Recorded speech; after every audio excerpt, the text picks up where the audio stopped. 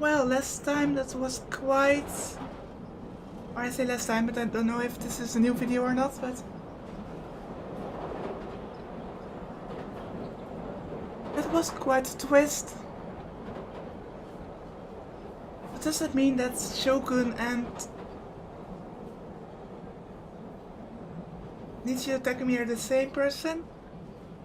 If that was Shogun going back into his room? In that way, Yua had been right in a sense.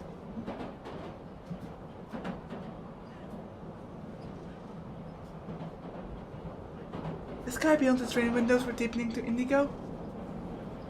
Trains on the Yamanote line were beginning to bustle, with salarymen going home from work, and students returning from school.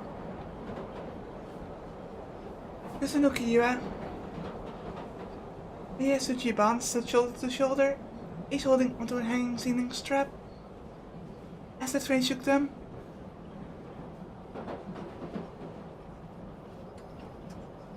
perhaps because it made for the odd combination and drew people's attention, Yua sensed innocent gazes coming from her surroundings for a while now. It might have been why she restlessly toyed with her hair and adjusted the position of her glasses over and over. Nor did she have the emotional slack to be able to carry out a friendly chat with Ban, the detective she had met for the first time only a few days ago.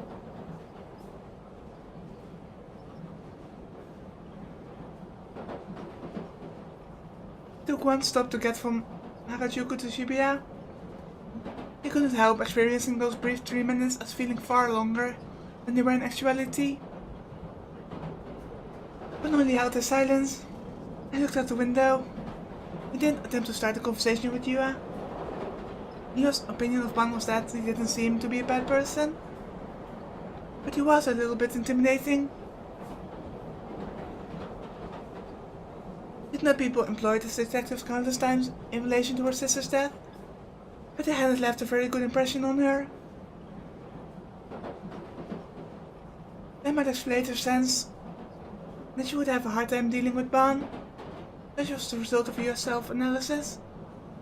だから地下15階の番人倒せば隠しダンジョン行けるだろ、常識的に考えて。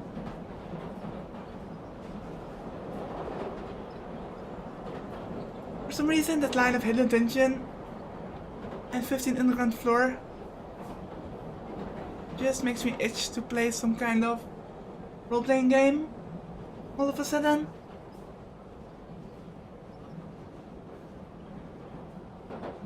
Bannin どこにいるかわからんなり。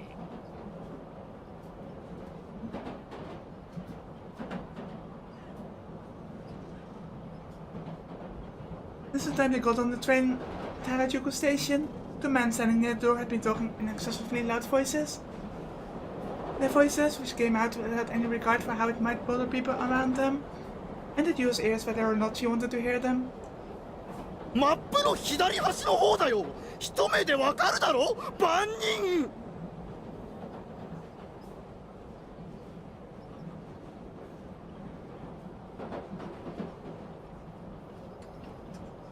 ていうか、万人と警官の区別つかないぞな、もし。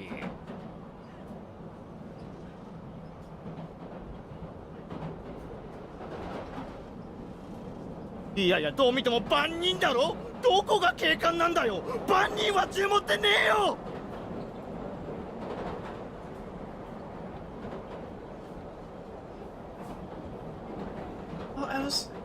Just before they said this, I was reminded of those guys.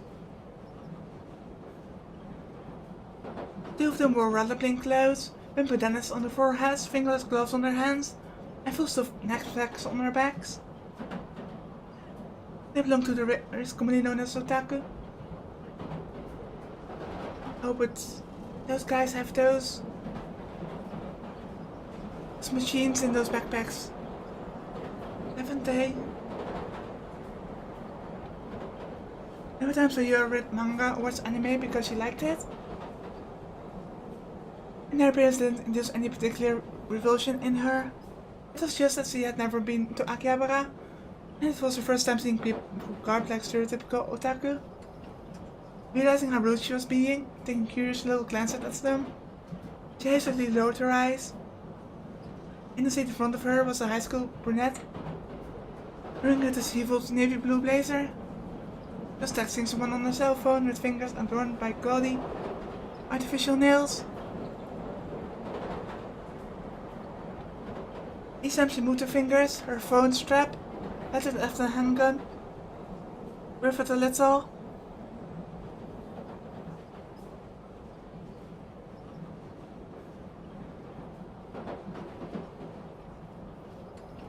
The contents of her message naturally entered Yua's eyes. Why?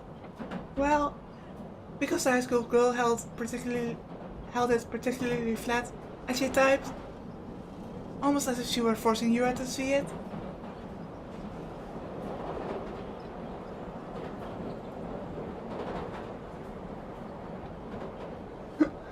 What?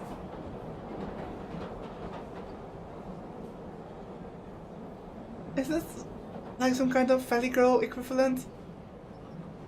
Went to a mixtape with a couple last night, super boring.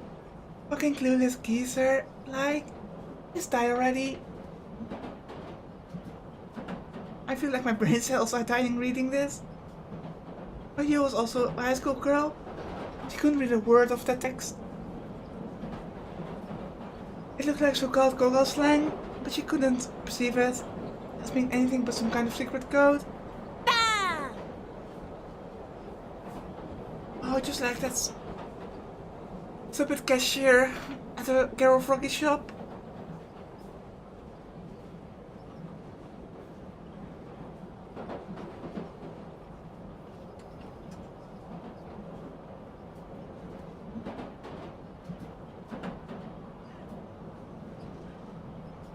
My child's voice suddenly traveled through the train's car.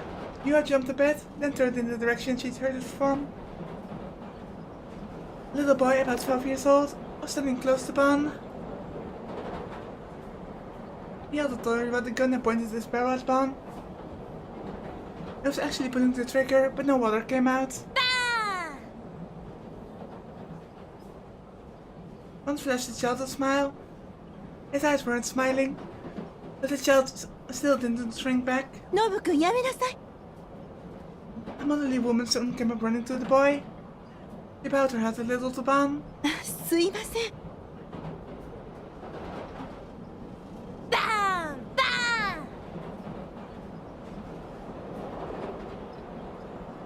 Nobu-kun, やめなさいって. The mother used a fairly strong tone of voice in an effort to stop her child, but it was solely a verbal warning. It went through. She didn't confiscate the water pistol, or make the son lower his hands.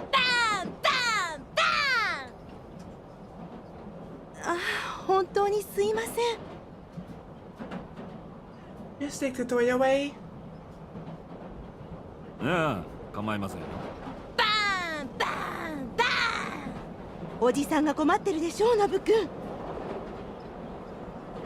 To Yuya, it seemed like a very unnatural looking scene. The mother presented an angry face to her child, and an apologetic face to Ban, but she did no more. やめなさい、怒るわよ.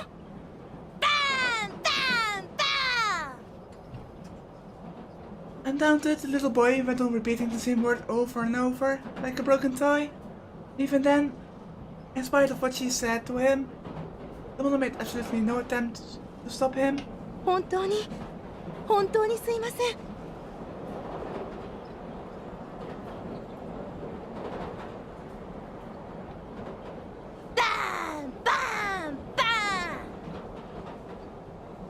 For some reason, Bantoon let the child do as he wished.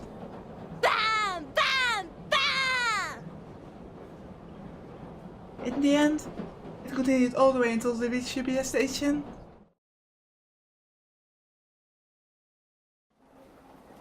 The train arrived at UBS station and the doors opened. The water pistol parent and child weren't getting off.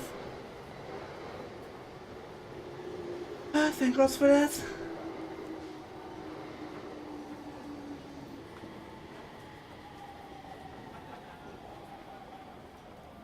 Relieved, Yua descended to the platform together with Ban. When she looked at certain Ban's expression, he was smiling ruefully. お急ぎ中のお客様にお知らせいたします。地下鉄番号門線、失礼しました。半蔵門線は人身事故の影響でただいま振り替え運転を行っております。Wait, fatal accident? お客様には大変ご迷惑をおかけして申し訳ございません。最近よく感じるんだが。The flow of people on the platform was swelling. Paul muttered this to Yua as they walked through the crowd, going toward the Hashiko exits turnstiles. まるで不特定多数の人間にストーカーされてるような気がするんだよな。どういうことですか？ Is that the gaze he's speaking of? さっきみたいなことがよくあるって話さ。周囲の人間の何気ない行動がまるで自分への嫌がらせじゃねえかって思えてくるわけ。This was why Ban had ultimately answered the child's mischief with silence. That sort of trouble, which she couldn't really call trouble, had become everyday occurrence for him. His nerves hadn't held up if he let every single little thing get to him. まあ考えすぎだろうが、俺みたいな地味なおっさんに興味があるやつなんてそうそういねえだろうし。ただ集団ストーカーってのは確かに存在するんだよな。普通のストーカー行為とは何が違うんですか？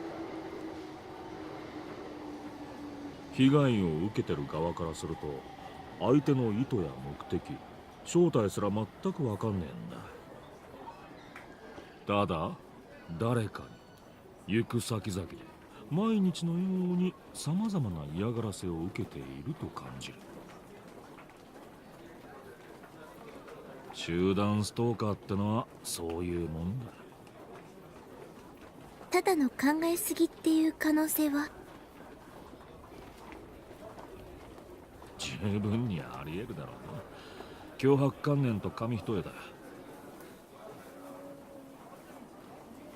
俺の場合はそうでもなさそうなんだけどな。ここ数日は相手もかなり直接的な手段に出てきているが。と言いますと？手を引けって脅迫する匿名の電話が何度かかかってきてな。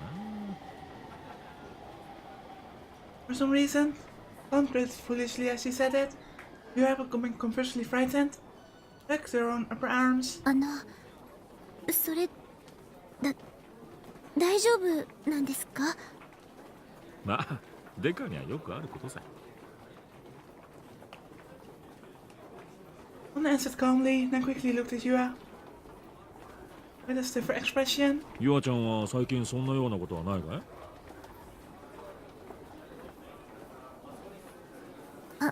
はい、ないと思います。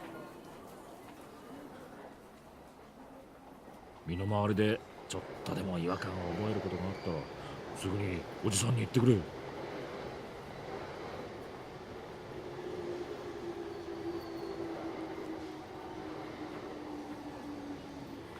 ユアちゃんの身の安全を守るのは警察の仕事だからな。はい。When she listened to him,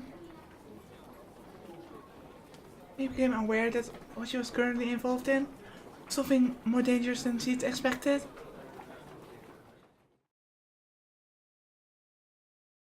あなたは妄想の存在なんだよ。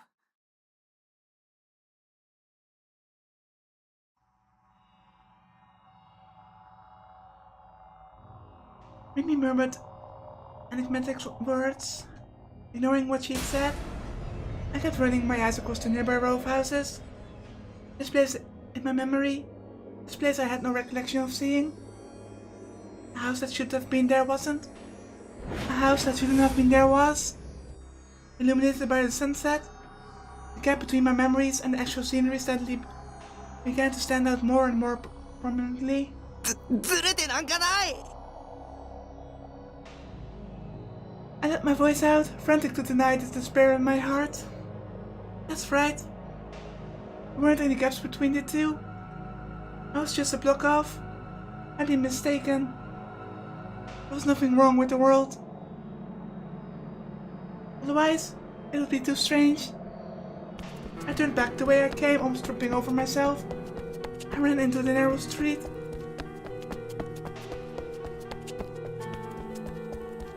But the sense of displacement between my memories and the scenery wouldn't go away. Before I knew it, my whole body was sweating. It felt like my eyes were rolling back in my head, like my feet weren't touching the ground. The sensation of it made nausea come rushing in up at me. なんでだよ。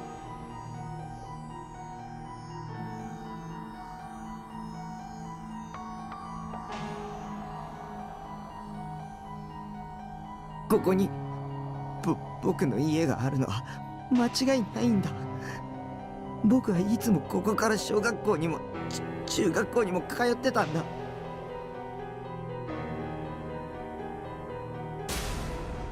小学校には七海と手をつないで登校してたし、中学は自転車で。どこの中学校？ Rimi asked quietly, having colored to me. どこって？なんていう学校？そんなの決まってるじゃないか。地元の。The school's name was, あれ、I couldn't remember. I'd gone to middle school. I had memories of doing so. But little details remained vague.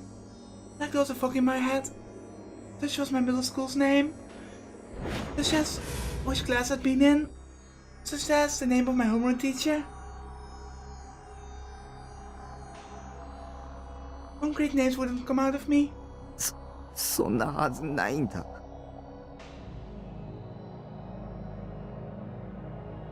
ただ忘れてるだけで。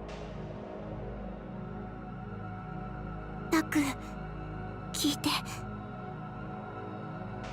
あなたの記憶にあるのはこの場所に家があるじゃなくて、この場所に家があるはずっていう思い込み。そうでしょ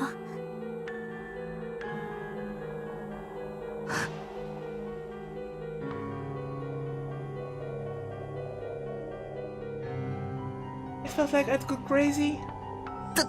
だって僕はここに来るまでの道は覚えてるんだぞ。おかしいじゃないか。それは作られた記憶だから。Don't make that kind of face. Eyes lowered, her expression so sorrowful. Rimi flung out words meant to mislead me. Again, her words were cryptic, incomprehensible. I abandoned all thoughts of them. タクは中学には通ってないの？わかったぞ。これドッキリでしょ。そうなんでしょ。きっとあれだ。そう、リミとナナミが実は知り合いとかで僕を二人して騙そうとしてるんじゃ。なんだ。そうか。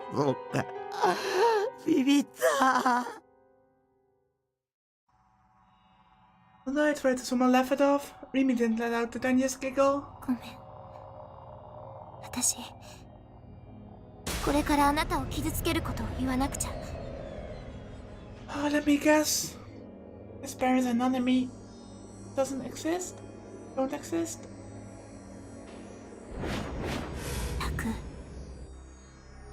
あなたはね、本来いちゃいけない存在なんだよ。What does that mean? 嘘つくな。 Rimi was deceiving me. Rimi was my enemy too. 貼り付けはリミの仕業だな。 It meant that's what had happened the first time we met. At the scene of the staking. I hadn't been a delusion or anything. I remember that scene. It was so long ago. The true Ninja criminal wasn't the man I'd seen earlier in the hospital television. It was Rimi. He'd been observing me, making sure I wasn't going to tell someone the truth about what I'd witnessed. It had been a goal in staying together with me. 君はあの時血まみれだった。だから君が犯人だ。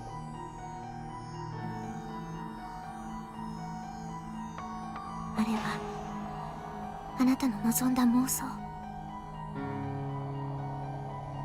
ギガロマニアックスの妄想はね、強すぎる場合時に混じり合うの。妄想がシンクロするんだ。What, the delusion that he wished for? Why did he wish for that? I wonder. Softly, as though to persuade me, Rimi spoke. Her attitude, brimming with composure, rubbed my nerves the wrong way. 少なくともあの時、あの場所では4つの妄想がシンクロしてた。I feel this is an important part, but I'm not going to choose the delusion. Not this time. タクと私とニュージェネの犯人と。 Wait, the new Gen Perps is a Gigalomaniac too? 信じるもんか。 Rimi was about to continue further. I cut off her words. I covered my ears. I closed my eyes. これは妄想だ。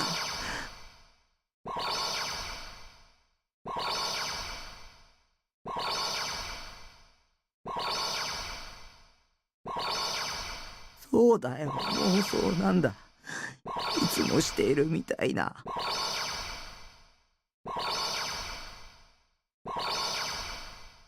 妄想はしないで。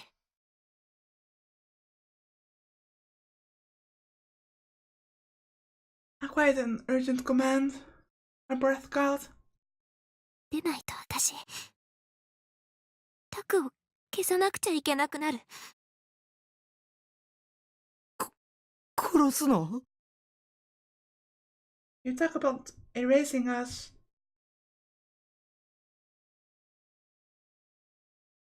Erasing is something you do with data, not with humans.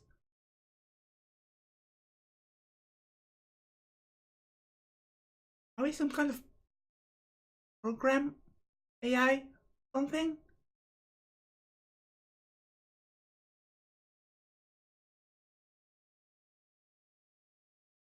I should have run down my back. I stopped recognizing Rimi as the girl who would save me. I began to perceive her as an unknown entity. 殺すんだな。やっぱり君が殺人犯なんだ。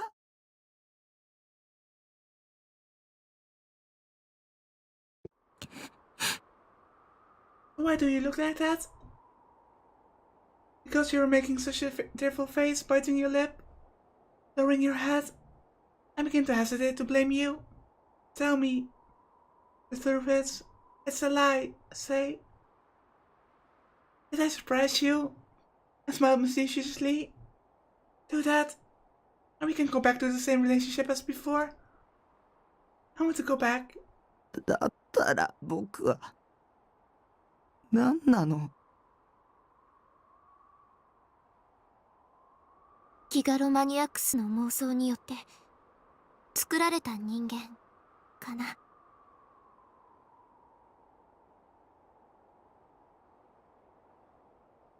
バカらしい。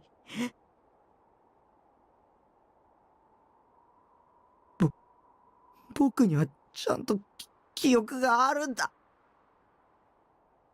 But well, she said that those were fake memories. 中学の頃の細かい記憶は思い出せないけど、忘れちゃっただけで。あなたが生まれたのは1年半前なの。A year and a half ago? Around when I first entered high school? だったら僕は1歳半の赤ん坊っていうことじゃないか。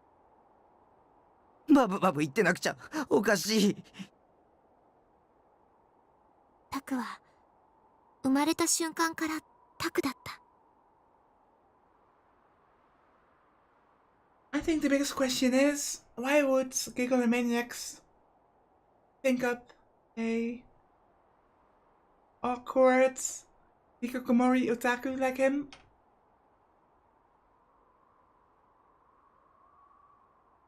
I mean, obviously, I have nothing against otakus.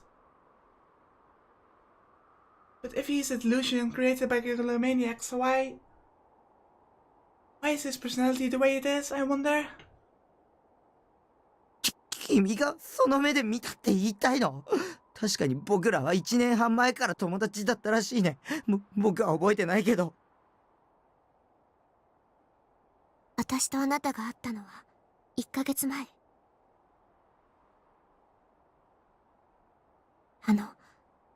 貼り付けの現場。私はもともと水明の生徒じゃないから。Rimi was off a rocker. Rimi too had been off a rocker. He was way out there, so far off in the stratosphere. Then and Isaac couldn't hold a candle to her.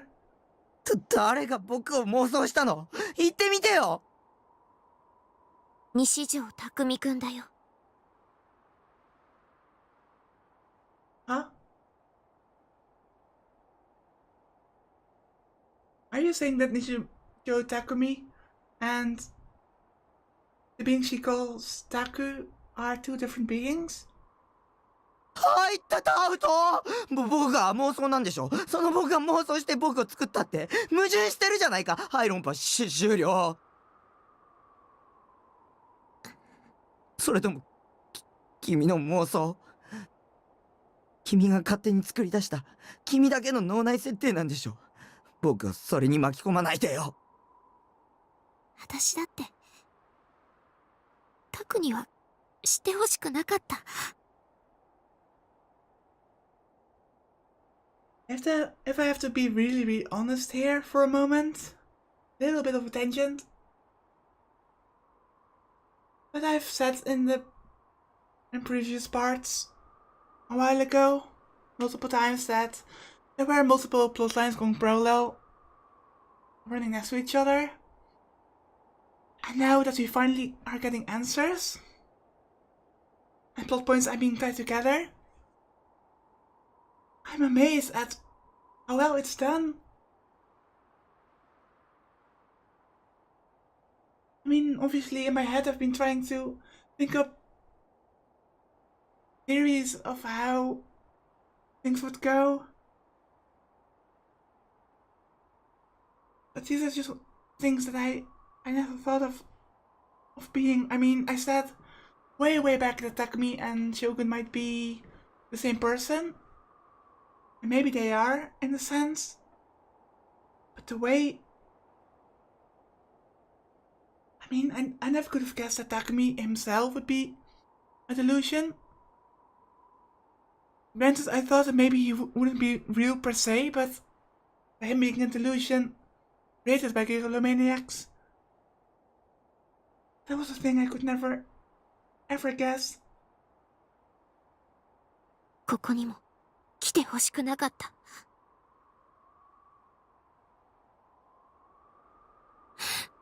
もっと強く引き止めればよかったね。Rimi raised her face, resolutely, her eyes gazing straight at me. Were very serious and filled with light, and he didn't appear to be lying. でもここまで来たら本当のことを知ってもらった方がいいと思う。But this was a lie. This must be a lie. It had to be a lie. Otherwise, I wouldn't be able to stay in my right mind. Who the hell would believe it if someone suddenly told them, "You're a delusion"? あなたの行動が他の人の命を削っていくんだって。そうだ。ナナミは僕が妄想だったら僕と血が繋がってるナナミも両親も妄想ってこと？そんなの無茶苦茶。 That would kinda explain why at one point Nanami would have her hand cut off, and the other point she would be fine. That remains so ambiguous because they were not really real at some point.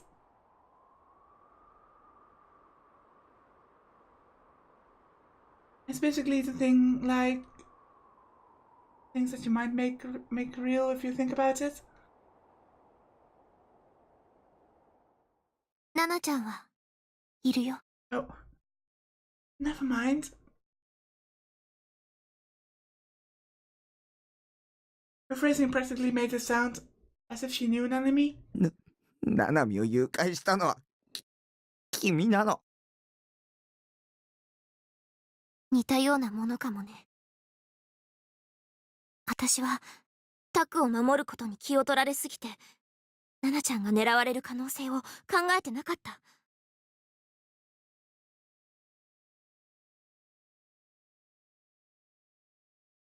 Okay, case in point about surprising love points. I was wrong, Nanami is real, after all. But who are they? 私は誘拐犯のこと知ってる。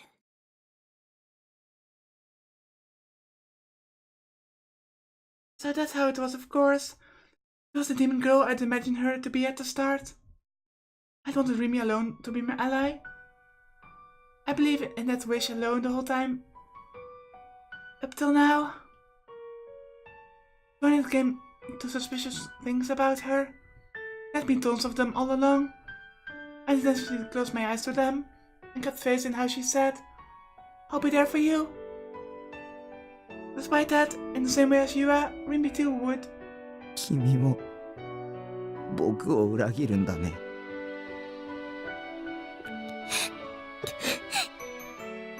No, I believe that she's genuinely trying to help. そうだね。私はタクを裏切った。隠し事たくさんしてた。ごめんね。私のこと恨んでいいよ。謝られたって僕は信じない。信じられない。This was what I said up front, but I couldn't prove it was me. The real thing. Plus, many paranormal phenomena I'd seen before now clung to the back of my brain, leaving me unable to laugh at Rimi's story off as something offbeat. Rimi, walking slowly up to me, embraced me from the front, caught by surprise. I ended up letting her do as she willed. That warmth, it had rescued me from danger. It had saved my heart. It had taught me kindness. But now, even when she held me like this, the warmth seemed terribly distant. そろそろ行かなきゃ。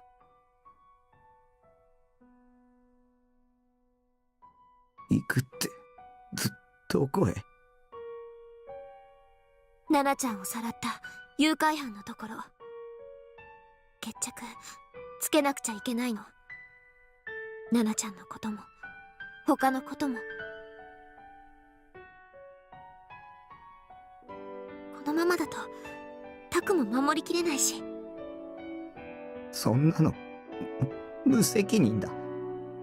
僕にここまでひどいこと言っておいて逃げるの？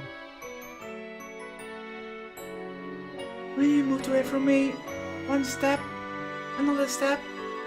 Little by little, she widened the distance between us. 戻ってくるからタクは部屋にいて。そしたらまた一緒にいろいろ楽しいお話ししよう。あなたはあそこにいてもいいんだよ。 What does she mean? Room as in container housing? Or room as in hospital room? A gentle tone of voice. After telling me such cruel things, why did she become kind again? でも一つだけ約束。もう妄想はしない。ね。タクの妄想力はとっても強いから。妄想すればするほど本物のあなたの命が削られていっちゃうんだ。何を。それじゃあまた明日。石。 Rimi snipped off a salute. She had on an incredibly out-of-place smile, but soon tears quietly overflowed from her eyes. Turning her back to me, and so flustered, Rimi ran off with shaking shoulders. Once I'd watched her go in a trance, I crumpled in place. 本物の僕ってなんだよ。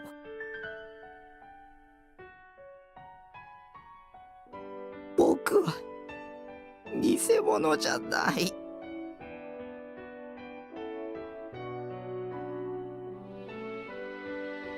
The world looked drained of its colors. I couldn't detect any hope. It completely denied my existence itself. There wasn't any meaning in my being here. There wouldn't even be any meaning in my dying. Rimi had left, leaving behind this meaningless me. She too was my enemy. She deceived me. And after telling me everything like that, she must have lost her reasons for being with me. 戻ってくるはずない。Boys. Rimi had cast me aside, because apparently I was a delusionary existence. Because I was a monster. Oh no. Oh no. I didn't care anymore. I didn't care about anything anymore. Lacking the energy to stand up. Unable to sort out my emotions. Too shocked to weep. The reset came just before twilight stole the heat from the very core of my body. The faint remnants of Rimi's warmth disappeared as well. And I took an aimless look up at the sky. Most of the sunset has already been invaded by the darkness of night.